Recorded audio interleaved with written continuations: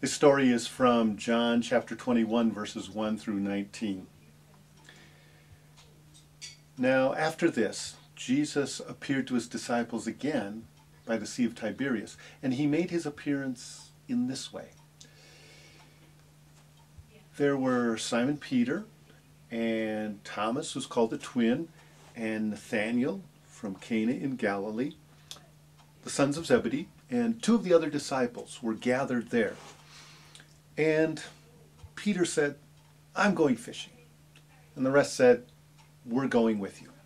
And so they went out and got into the boat, and they fished all night, but didn't catch a thing.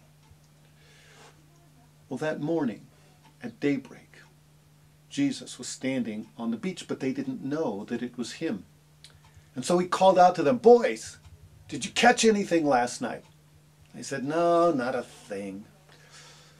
Jesus said, "Well, cast your net on the right side of the boat, and you will."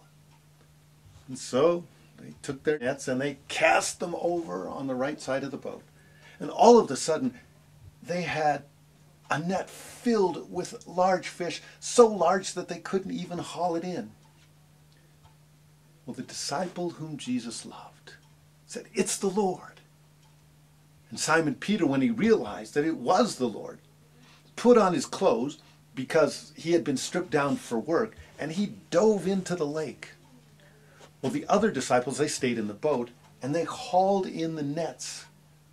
Even though they were so full, they weren't that far away from the shore, maybe 100 yards.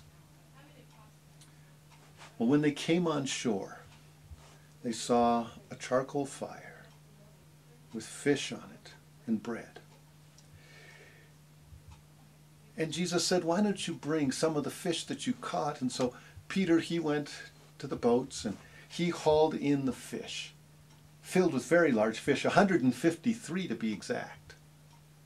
And even though it was so full, the nets didn't break.